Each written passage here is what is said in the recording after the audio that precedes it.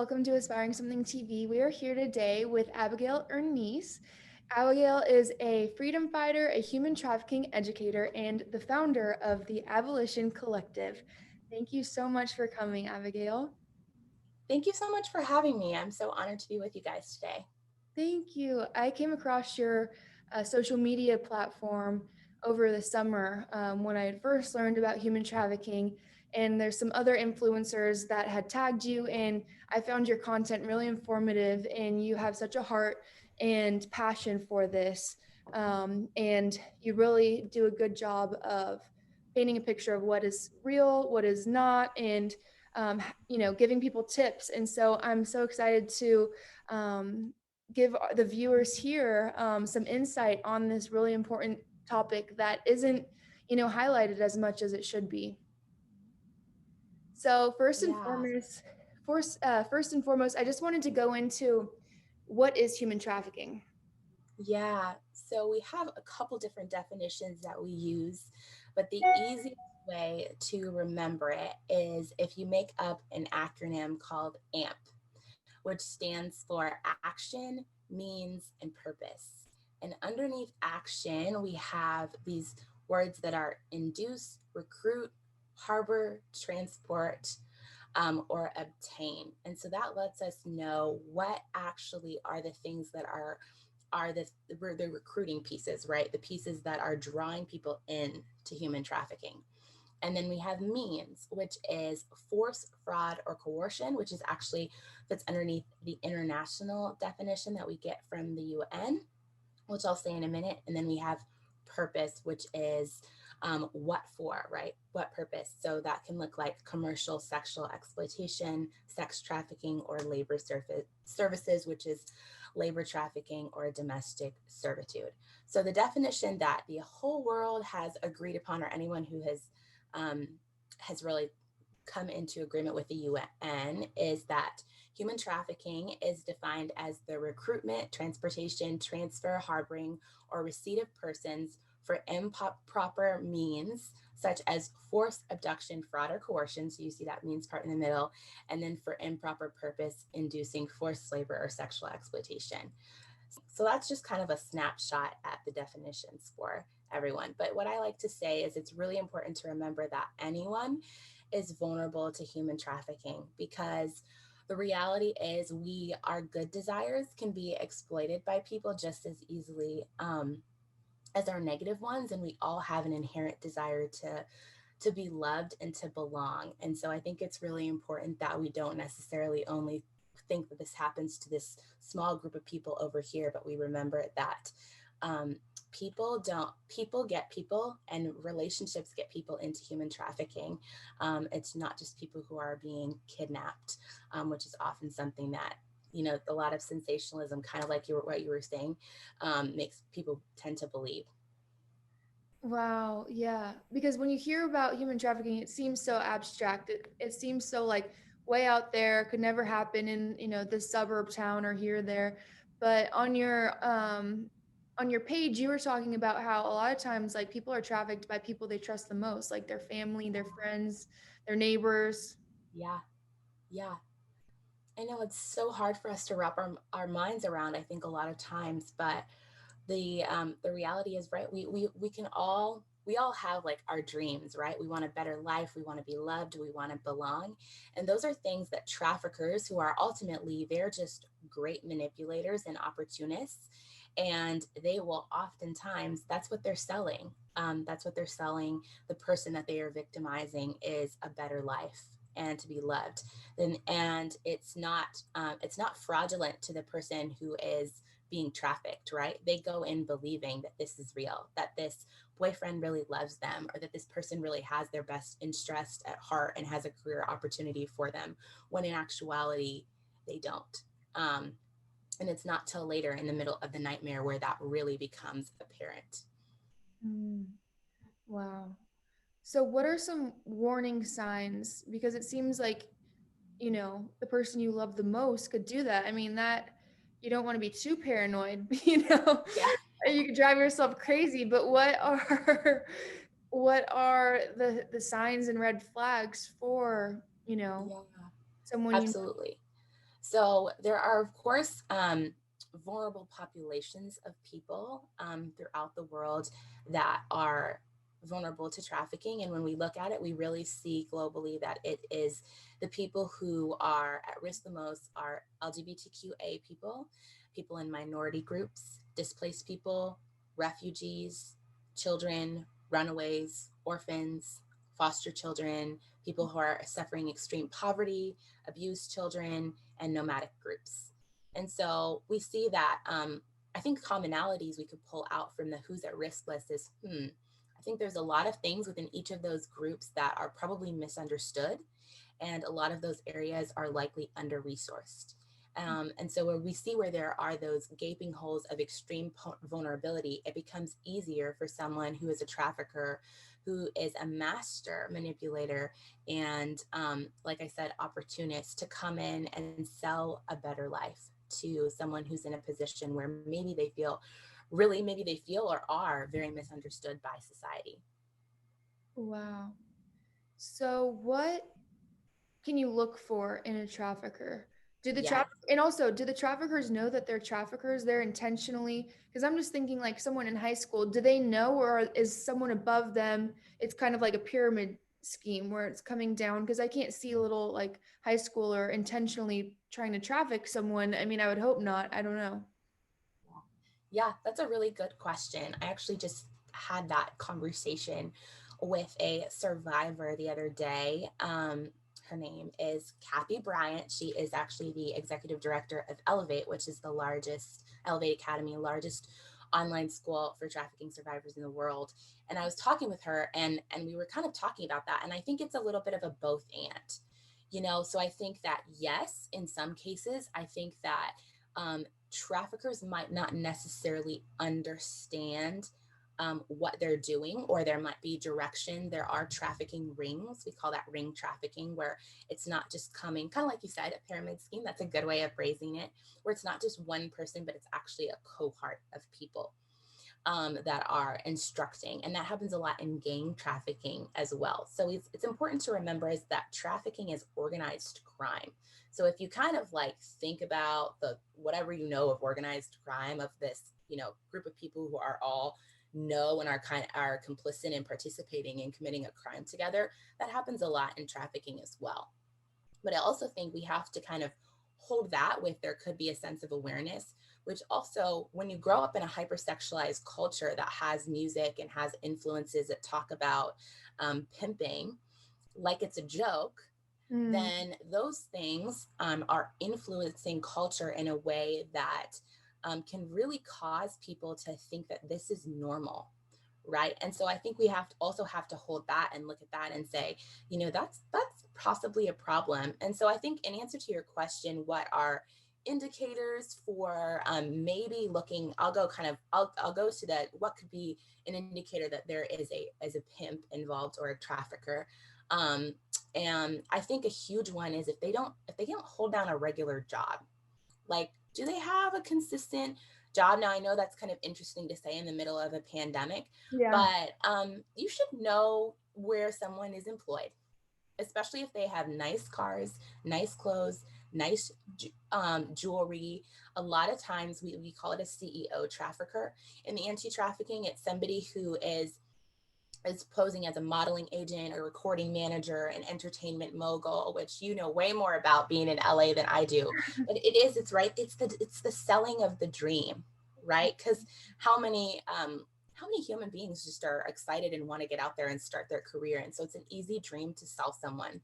And so I think if they're doing those kinds of extravagant and expensive things, and you don't really know how they're employed, again, that those manipulation tactics, which one thing I'm grateful about in the internet, I think we've started talking a lot more about manipulation, narcissism, and we're starting to notate some of those signs. And so I'm hoping that people are kind of like, the red flags are going up a little bit quicker for them when they see this type Yeah. of behavior, or it's at least causing them to question. Um, if you are in a situation where the person really doesn't like your family, really is isolating you from the people in your life that are close to them, that should definitely be a red flag that maybe this person isn't who they say they are. Um, anybody who's trying to fast track the relationships is talking about marriage and kids. It's kind of the age old phrase, like, if it seems too good to be true, it probably is. So to be really aware of that and conscious, using as you're on dating apps or whoever you're involved with, if they're trying to fast track things with you, you should probably be cautious about that. If they're frequently out of town for business trips or family emergencies, um, or maybe they are trying to enable, if you have a struggle with an addiction like drugs or alcohol, and they really participate in enabling that, that's something to also be concerned about. So yeah, those are the things that I can think of off the top of my head, just to really kind of think about before, if you're in a relationship with someone, because it is a very common trafficking tactic that we see in intimate intimate relationships. That's what I'm trying to say. Sorry. It's okay. um, which I think you can kind of take that and then look at, like, okay, so what are some of the indicators for someone who's possibly being victimized? So if you have a friend who is no longer in control of their money or their possessions or their time, there seems to be someone who's always around that is monopolizing their time and money. That's a concern. If they appear to be really tired all the time, they're not getting enough sleep. Um, I've kind of had I've gotten the privilege of having conversations with a lot of different survivors, and one thing I learned from Kelly Patterson, she wrote the book From Trafficked to Treasured, which I'm sure I can get you the link for. Is she talked about how, like, her friends kind of all knew when she was in college, like, she was, they were like, they called her flighty. Like, she would just like not show, or she'd be somewhere and then she would just like not be there anymore. And they just thought that she was like inconsistent, but it was also like weirder than just someone being inconsistent. So listen to your gut. Like, if you're a person of faith, like, really listen to that internal voice to be like, something about this doesn't feel right, and just pursue it, because best case scenario, you're wrong. Yeah. But like, if worst case scenario you're right, like, then you can maybe be the ally that intervenes and makes like the difference in someone's life. I would say any tattoos, we call it branding in human trafficking, where there are men's names tattooed, or daddy, any of those kinds of phrases. If there's suddenly someone ended up with a lot of tattoos like that, or even one tattoo like that, I would start to ask some loving questions. If someone is suddenly really obsessed with someone and they really can do no wrong, talking about, the dreams and promises that they're making to them, that seem too good to be true, again, I would just, with the influx of that designer clothes and the jewelry, maybe those kinds of things, or frequently going on out of town, I would be concerned. So those are all things you can think about as indicators of someone who might be being victimized in human trafficking. And yeah, some thoughts. Sorry, I know that was a lot. No, it's all so important.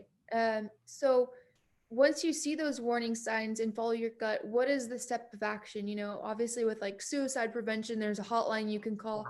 With trafficking, I mean, it can be scary. I remember I had a friend who got manipulated into escorting, and what she thought was Yeah, going to be go on dates with guys to get paid, but little did she know it was more than that, and it wasn't anything that she thought of. And then she was yeah, getting death threats if she, and they said she knew where she lived and her family was at harm yeah.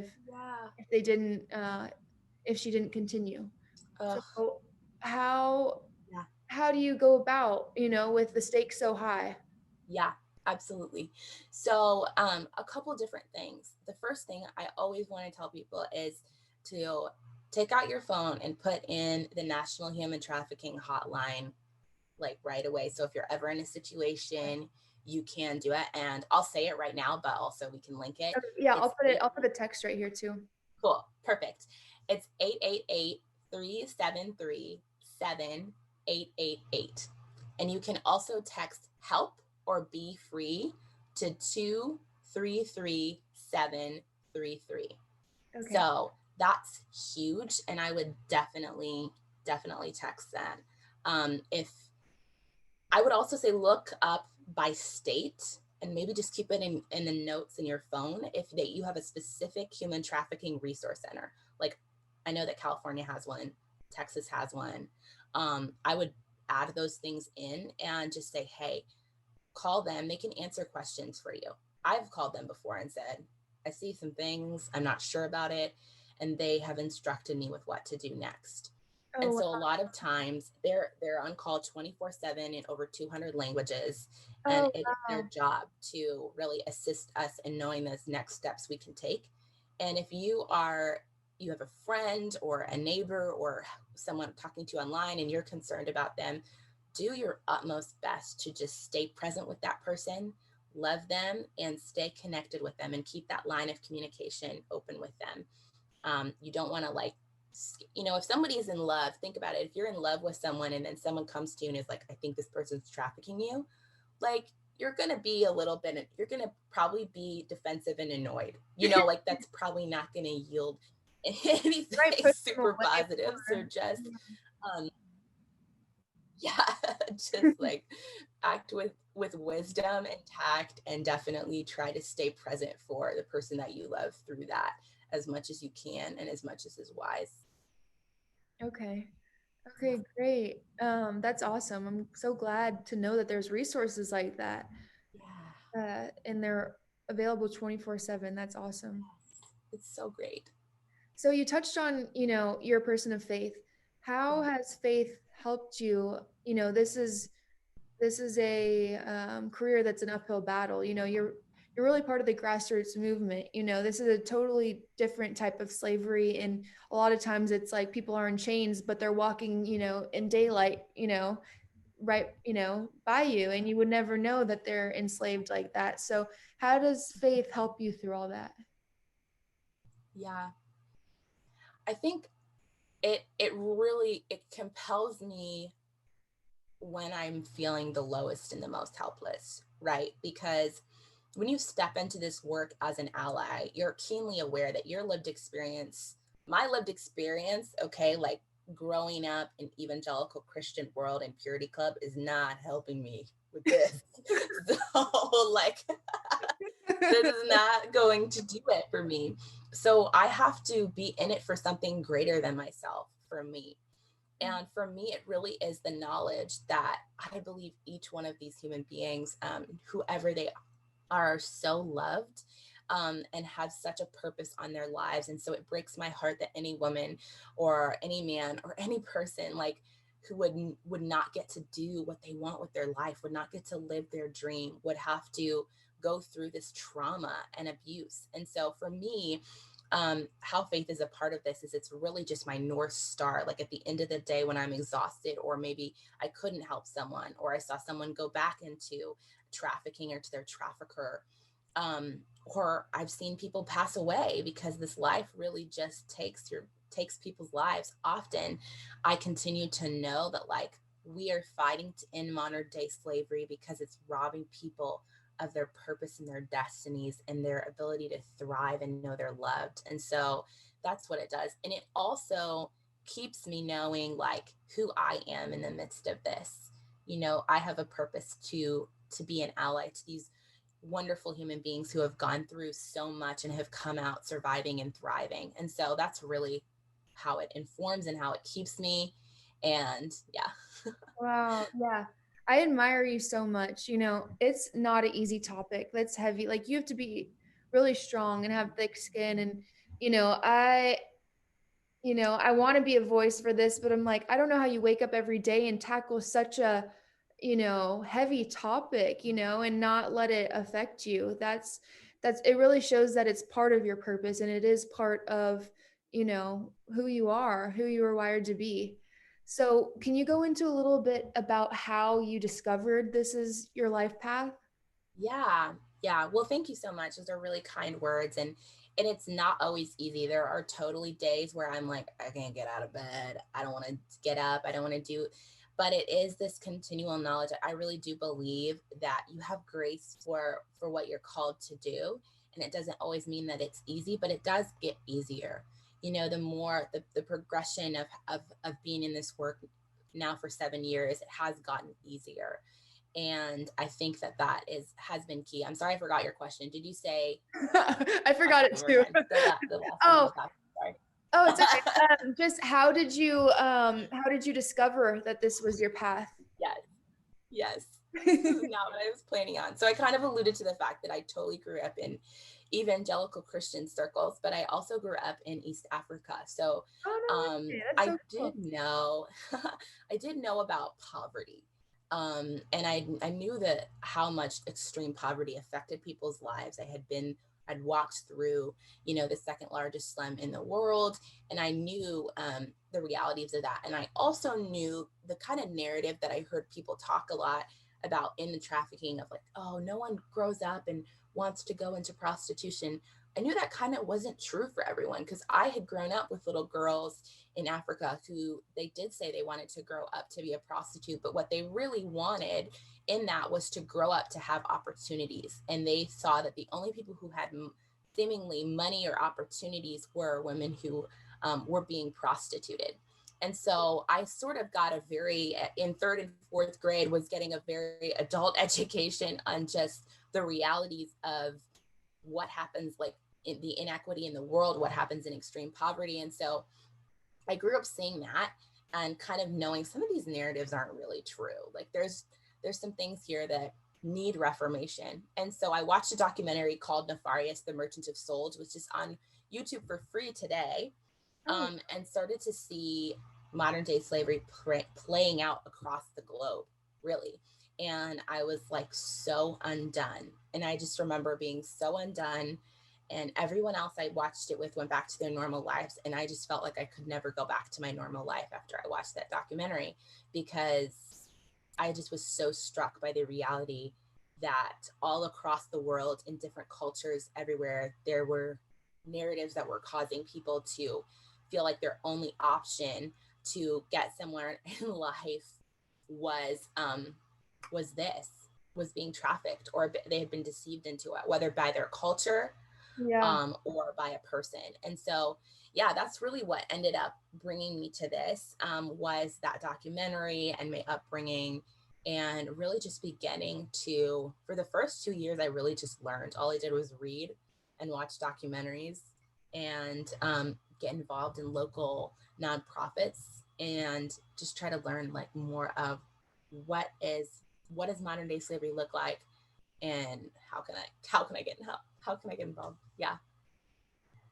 What would you say to people who say, "Oh, well, it's free will. It's free will that they want to be a prostitute." Yeah. Yeah. So I would say a quote from a survivor who likes to remain anonymous, but they're from East Africa, where I grew up, and she says, "A choice is only a choice if you have choices." Right? So Mhm. those little It's girls who are it's so growing up and saying that they didn't have choices, they understood that the only option for them to get out of that slum was selling their body. Okay. So that is a narrative their culture gave them. So in that scenario, really their culture became the trafficker. The cultural narrative and the cultural lack and the vulnerabilities were all pushing them in one direction. But that same reality is happening when I am talking to someone who I feel like I'm in love with, who is now saying, I need you to do this. Or they're saying, I know where your family lives, with a gun to my head one night. And then the next day, I am in the life. Or they're withholding if I had a child, they were withholding my child from me and saying, if you don't comply with what I'm asking, you're never going to see your kid again. That is that, right? That's the force. That is the force we talk about. And the fraud is I thought you loved me, right? Or you have my papers and now I can't get out of this country, right? Or those are the things that are the fraud, right? Because love can be fraudulent. Like we all seen like the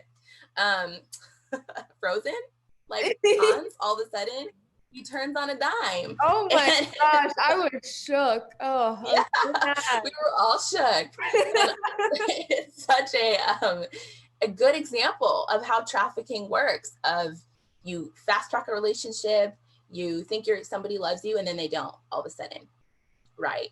And so imagine being in a situation then where you had some kind of thing, which coercion is the bondage that's holding you to that relationship. So you're going to keep your family alive or the loved one alive that you need to, like you're going to do those things. Those are the threats, the control of children, the control of your communication. Those are the pieces of bondage that are keeping you to someone. And That's so I would just say, is someone really exercising a choice in that situation? I don't think they are. no, no, not at all. Wow. That is heavy. That's crazy. I think about just how much of that goes on in choices that people are forced to make, and then that maybe don't make sense, but you realize what was going on in the behind the scenes, you know. Yeah. I'm thinking of like politics in general, but Yeah. Yeah. 100%. yeah. So, It is. Sorry, go ahead. oh no, I was gonna go on to the next topic, but go ahead. I just want to encourage everyone that I know it's super heavy and it's like wordy, and sometimes our brains are just like, what's going on? This is so weighty. But I want you guys to know I have so much hope for the anti trafficking movement. This makes me emotional. I have so much hope for the fact that we can end modern day slavery. I have hope because of people like you and all the people on social media and the incredible survivor leaders who are paving the way with their stories. There are so many people collectively fighting for us to know and see that this is not a choice. And we have to put legislation and opportunities and awareness in place so that this truly ends. And I don't know that that's going to be in my lifetime, but my prayer is that it'll be in my kids and and the next generation grandkids. I don't care. But if we do Yes. our part right now, we can pass the baton well. And I think that's what being a good ally is. It's doing the work to know the realities of what it looks like, to be able to then like partner with survivors, champion their voices and stories, and do our part in our neighborhood. And that's really what is going to end human trafficking. Like that's really what's going to make the impact. Yes. Oh my gosh. I needed to hear those words. I also saw this meme for Martin Luther King Jr. Day, and it showed a picture of him and then Anne Frank, and it was like, this was only, they would have been like 60, not 60, I don't remember their age, but they would have been still Yeah. alive today. And just think about all the progress that has been made since then, uh, Yeah. whether that was, Hitler and all that, or slavery in America, like, Mm-hmm. if that all changed, within a few decades, imagine all the positive change and the awareness I feel like is just now coming public about the human trafficking, because I had never heard of this, a few years ago. Yes. I mean, maybe Yes. last year I'd heard of it, but I'm like, that is something that is not in America. That's like in China or something, Yeah. I had no idea. Yeah. Right. So we think it's far away. And I think that we have, because of the way it's been sensationalized over the years by the media, we have sort of in the West thought like, oh, it's far away. And we don't necessarily realize that like Europe has been called for years the frontier of failure when it comes to human trafficking. There are so many European women that are trafficked out of Europe every single year, and we don't necessarily realize that trafficking has been found in all 50 states, in every county in the US. So we don't realize that it's everywhere all the time, every day. And I think that that's where we all have to kind of become responsible. I say ending human trafficking is everyone's responsibility. If we really want this to end, then we have got to be like looking around our neighborhood and thinking, okay, who in my neighborhood is vulnerable to human trafficking? Who in my neighborhood fits some of those at risk categories? And not that we are bound by those, kind of like I said, like anyone, it literally can happen to anyone. But the reality is, like, we should definitely be thinking about that and looking around our sphere of influence and thinking, like, how can I be an advocate? Awesome. So that kind of segues into the next question. Over summer when everything was going on, that's kind of when I had first deep dived into human trafficking, and some of them would have been deemed as conspiracy theories. And I just want to know, how do you discern what is a conspiracy theory and what is true, without disvalidating, is that a word? Unvalidating, someone's experience. Yes. For instance, like Jenna Jameson has talked Yeah. about the porn industry and her experience in trafficking. And then you have Kaya Jones in the music industry, with her experience, as a pussycat doll. How do you validate their experience, but then not, I don't know, think too Yeah. much into the conspiracy theories that aren't validated yet? Yeah. 100%. So I think we have to know, like, I think what we're doing right now is kind of how we know the difference, right? So what I always say to people is like, okay, pause for a second. We're not going to ask any, but we're not going to tell anybody their experience is wrong. Like their experience is their experience, and how they feel about it is how they feel about it. And that kind of lives over here for me. Like this is their experience, this is how they feel about it.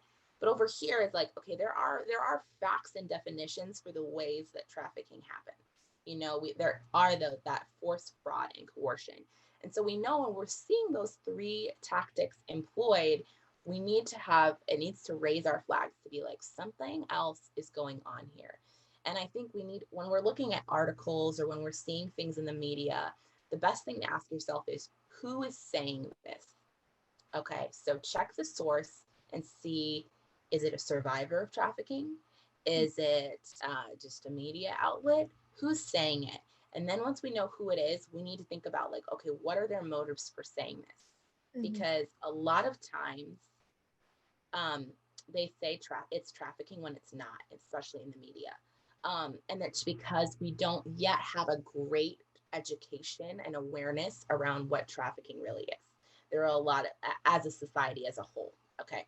And that's why we need like people like me. Otherwise I wouldn't have a job. Or like not even, but mostly like the survivor leaders, who are leading this movement and saying like, okay, this is my story and I really know. So I would definitely say check the source, especially right now, is a lot of false information.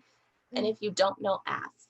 It's perfectly acceptable to send an email to someone who is, there are national experts there at the human trafficking hotline. Like we can put some like resources, send an email, say, I see this. I don't know if this is real. Can you help me understand? People come into my DMs all the time and do that. And I do not mind at all, because I would rather hand somebody a resource than have someone start being fearful about something in trafficking that isn't real. And so those are two big things. Know who it is, and then if you don't know, ask, would be the Okay. two things that I would say. Okay. And if you're a person of faith, pray about it too, probably. Oh, for sure. Please do. Please just not. Yes. Wow. Yeah. So you were recently in LA, doing a peaceful protest for the trafficking hub, or the end of trafficking hub. And I saw your Yeah. post and you were with survivors. It looked amazing. Can you talk a little bit about that and the progress with it all?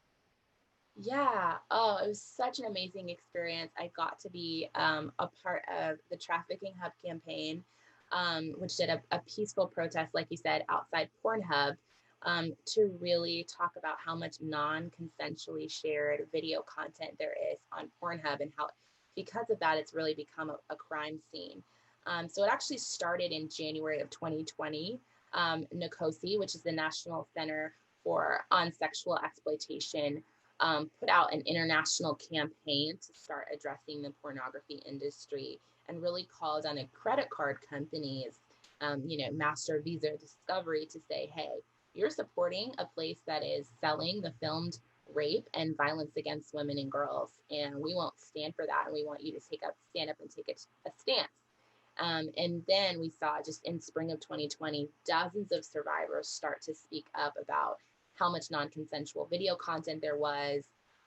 We saw these op-ed pieces by like Lila Mickelwait go out and really create a stir about how much there was there. And so after that, the Trafficking Hub, sorry, words are hard, campaign really gained a ton of momentum. 2 million signatures of a petition to Oh take it my down in the gosh. summer. That's incredible. Wild. And then we saw, I want to say it was December 4th, New York Times published an explosive piece that really showed the magnitude of Pornhub's crimes regarding child sexual abuse material, specifically written by Nicholas Kristof, which was great. And then later on, like literally 4 days later, Pornhub announces the changes that they are banning downloads, which was one of the things that we asked for, that they are only allowing verified users to upload content and expanding content moderation. So that was kind of their reply. But then a few days after that, December 10th, MasterCard severed ties. Then the next day, Discover Card Oh, severed that's insane. That is so good. Woo! That's amazing. ties. Oh, And the next day, the same day, actually, it was the same day, MindGeek, who is Pornhub's parent company. So Pornhub is just one. Really, MindGeek is a huge company that has the monopoly on the entire porn industry. And so the Canadian Parliament said, we are going to launch an investigation into you and hold you accountable because you cannot be filming people's experience of trafficking and rape and non-consensual content and then streaming that onto an online platform. And so then on December 14th, 2020, Pornhub purges over 10 million videos from their sites. And mine, oh, sorry, go ahead. did you say purged or purchased? Oh, no, purge. So they took down 10 million Oh, videos from their sites. 10 million. Oh my MindGeek God. announced that they are changing all their platforms. So that's crazy that they only had cryptocurrency left because they didn't have any credit card companies supporting them. And Oh, as of December, oh, I'm sorry, go ahead. no, I'm just like in awe right now. This is amazing. It is amazing. And so as of December 16th, 2020, 40 survivors of trafficking are suing Pornhub, which is just, I mean, there are so many more than 40, just like there were in the first case with Lila Mickelwait when she wrote her op-ed. There are more than 40, but these 40 are suing Pornhub. And so our hope and desire is that we would really see porn as the marketing department for sex trafficking, and the reality that many of these women, you can't see it in these videos behind the pixels, but they're being held at gunpoint. They're under the control of a trafficker. And we need to begin to really talk to people seriously about, if you're watching porn, you're really supporting trafficking. And so we really have got to, that's why I'm involved in addressing this, because I see it as not only an area to bring awareness to, right, the hypersexualization and what are we thinking about women and girls, but also the reality that I know these are my friends and I know how much this has destroyed their lives to have this non-consensual content on the internet for anyone in the whole world to Oh my download. gosh. And so, yeah, we've got to keep standing behind these women for sure as they sue Pornhub and take down MindGeek. Yeah. I think there's this huge misconception too that like, oh, everyone for human trafficking is a bunch of like prude Christians, you know? And it's like, no, it's like if you're a decent human being, you wouldn't like I'm all for free will. If you want to go, watch porn, do it, but not at the if anyone and everyone knew that it was at the expense of someone Right?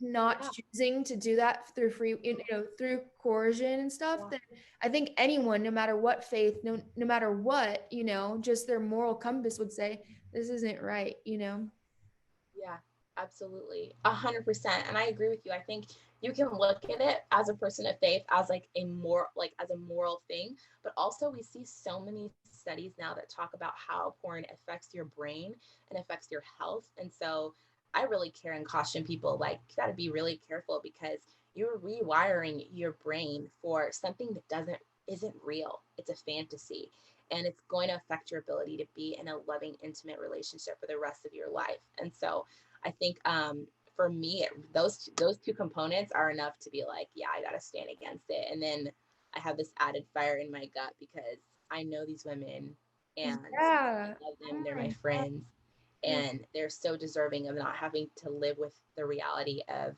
the haunting reality of people seeing the worst moments of their life. I think that there's nothing that's harmless about the worst moments of your life being recorded and put on the internet for the rest of your life. I think we can all think about that moment in our lives and then think about the fact that people would Oh, be downloading it and enjoying it forever and realize how harmful that is to another human being. yeah.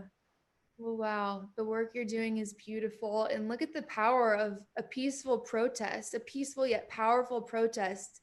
You guys using your voices to talk about something that's not comfortable, to talk about something that's deemed acceptable from society. You guys are bringing light to the dark side of it, that, someone like me who doesn't watch porn, or, people that, people don't know about this, that they're funding or participating in something that is harming others and rotting their brain. Yeah, absolutely. Well, and I think most people just don't know. Most people truly do not know that watching porn contributes to sex trafficking. So I'm not here to shame anybody, but really to just like ask them kindly to really begin to research this for their own health and for the thoughts of like really truly building a world where everyone is free. Yeah. Yeah. Oh, I can't believe the credit card companies. I mean, those are like the most I powerful, the bank's like the most powerful people in the world, and you're know, taking them right? down. You're telling them who's boss. Yeah. I remember when I got into this work, I was like, talking to my dad about what I was going to do. And I remember he was like, just always follow the money. He's like, just always follow the money.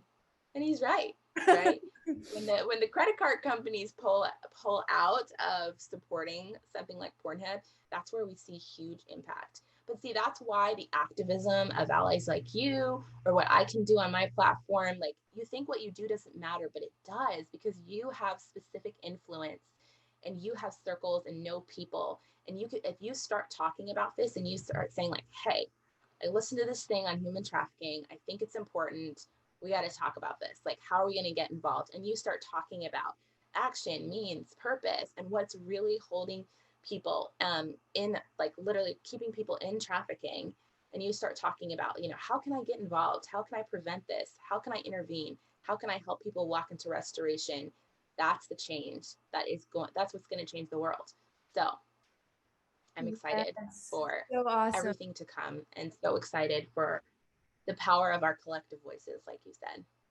I'm so grateful for you being a leader, in all of this, and your optimism and hope through it, because without that, there's nothing. And it shows, the power of faith. Look, you guys, believed, and you guys, marched on the streets and are making people, holding people accountable. And, you're not just twiddling your thumb in bed, in bed depressed like I would be after finding out about all that stuff. No. I have had days like that, though. I have had days I have been like, I don't know what's going on. Why am I here? For me, I'm like, Jesus, what is this life? Have asked for me. Yeah, it's But like taking yeah, the red pill. And yeah, wow. So, to be an ally, what would you say are good tools, good tips? Anyone watching this, how can you today yeah, start to be a good ally? yeah. So the first thing about being an ally, I really think, is learn. I think when we go into learning something brand new, a lot of what it is how do we posture our hearts? You want to really begin to understand the common threads that perpetuate exploitation and trafficking. So it's a lot of the things we've been talking about, right? The porn culture, the hypersexualization, gender inequality, so that you really know like what the anti-trafficking movement is fighting for. And like I said, when I started this, I spent 2 years just learning. Okay, this was before Instagram, so like I feel like now people could probably do it faster, but Yeah. we definitely, step one is to learn. It's Um, now that's easy, because if you go over to Abigail's yeah, Instagram, she has nice little infographics, cool reels, so she makes learning easy and fun. good. I'm so glad it's helpful. I was like thinking, this is what I need. This is what I wanted when I first started. And I was like trying to read huge academic articles that I was like, what's going on? You But we break it down so nicely. It's really um and then I would say go local. Like check out your local anti-trafficking organizations. You can call your local task force and you can actually ask them what their recommendation and what recommended organizations they have locally that they would say are great. It's a really easy way to vet people and make sure they are actually quality, because not all anti-trafficking organizations are created equally. And then I would say definitely prioritize um, an organization that is survivor led, which means it's led by a woman who has, or a man who has survived trafficking and come out and is now a leader in the movement, because their lived experience makes them experts in all situations. And as allies, we really want to be the people who are championing their voices and standing alongside them in this fight. And so I would definitely do. And if there aren't any survivor led, I would ask them if it's survivor informed, if it's trauma informed, Okay. and what does that mean? Because people can say yes, but really follow that question up with being like, what do you mean by that? And then I would say take intentional action. It does not have to be perfect. If you saw the first infographics I created as part of the anti-trafficking movement, we would both cringe. Take intentional action, organize a 5K, to do a fundraiser, or maybe start Oh, that's a good idea. I like that one. And that one's like COVID approved, because people can be far away yeah, and run. you You can do that do outdoors. exactly. Do it, and you can even do it virtually. Like everybody's like running with their Oh yeah. like doing. You can do Hey, so I'm many different dying right things. now. So yeah, right. And you can, maybe you're a tech person. You could teach a class on internet safety at your local school, which is huge, especially during COVID because of the ways that traffickers have gone to recruiting. You can volunteer to film maybe a video or take photos if that's your medium for a nonprofit. Nonprofits always need those kinds of things, but they seldom have the funds to do it. Maybe if you're a person of faith, you're in the church. If your church has an extra room, it would be amazing if you would just offer that to a local anti-trafficking nonprofit, no strings attached. You would just say, here, we'd love to bless you. That would be huge, to give them a space to put their stuff. And finally, I would say go the distance. It takes time to learn. And I would say you want to make justice a lifestyle, not a trend. It's easy to be hype about human trafficking for a little while and then be like on to the next thing, but really become intentional in doing these actions. And intentionality can be once a year, I'm hosting a 5K. Like I'm committed. Okay. And I'm going to talk about it all year long. I'm going to rally people. You don't have to feel like you have to keep doing a new thing, but if you do one thing well and consistently, think about how big of a deal that is. And then you can talk to other people like, yeah, you can start a 5K over here. You can do this. I love that. Go the Oh my distance. gosh. Because then you're not getting burnt out. Because my issue is you said you learned everything about human trafficking in 2 years. I feel like I had just learned about human trafficking. And then because of COVID, I'm like learning about all of it, not to the same extent as you, but just learning about it. And I'm like so burnt out. And I'm like, this is too much. I got to go on to the next thing. And so it's, Yeah. then you're not doing anything productive because you're just so like emotionally shot from it all because it is so heavy and like hearing survivor stories, so just doing one thing a year and kind of keeping it light, maybe. Yeah. Yeah. No, I think you make such a good point, and I think that's one thing with our world today, there's a both and blessing, right? So it was a little bit easier for me, 7 years ago because there was not this kind of information overload all the time. So Yeah. I wasn't having like this feeling of having to take in so much. I would kind of like read a survivor book, and I remember I used to like sit up and I'd read a book and I'd be in her book for like 2 hours, and then I would just like cry and I'd have to put the book down for a month. Like I couldn't. So I was like pacing myself a little bit more. So please pace yourself. You don't have to know everything all at once. I know that feeling of informational burnout. And so I would just say, pace yourselves and think of just like, what's one, intentional action that I can take in my community. And if we all did one, oh my goodness, like it would be Oh my incredible. gosh. Yeah. Yeah. And think about, all the actions you guys, didn't just do small actions. You guys went for the big guys, the Yeah. trafficking hub and Yeah. all that. And look at the change that did. So, raising money to help those efforts or getting the awareness out there because getting the awareness out there also holds people accountable, companies and stuff. Absolutely. Absolutely. I mean, you could do a movie night. You could do a movie night. Say we're gonna watch Nefarious. We're gonna watch Liberated, the new sexual revolution. We're gonna listen to Sold in America, uh, the docu series on podcast, or we're gonna watch the docu series and do it with a group of friends and just discuss it. Okay. Yeah. So you can it's all of us collectively that of course it, like you said, like make the change, but it's those small actions that really make the difference for sure. Wow. Yeah. Well, Abigail, it was so nice picking your brain and hearing about your passions and all the amazing work you're doing. And I'm just, I have to be honest, I was a little heavy-hearted not heavy-hearted going to this, but this is a heavy topic. It's not like we're talking about rainbows and sunshines over here, Yeah. but your optimism of it all is so refreshing and is giving me life because boy, seeing some of the stuff that happens and just the censorship or the lack of knowledge of it all can be Mm, quite saddening. And so yes. the fact that we have warriors like you go into battle with a positive heart, it's really really, I don't know, bringing me so much peace and joy. Uh, well, thank you so much, Lindsay, for this opportunity. And I'm so honored to be here and to really, I have learned from such a conglomerate of survivor leaders who have been so generous with their time and their stories and their experience to get me to where I am today. And I just continue to my prayer is honestly that I would just be a good ally and preserve the goodness that's in the world and hopefully make an impact on building a world where everyone is free. And I know that you're doing that right now. And there are so many people who are going to listen to this that I hope get inspired to do the same thing. Thank you, Abigail. Where can everyone find you to Yeah. connect and to see all your amazing infographics and reels? And it's such a good way to fast track the trafficking knowledge, honestly. Yes. So right now I am mostly just on my own page because I'm so busy.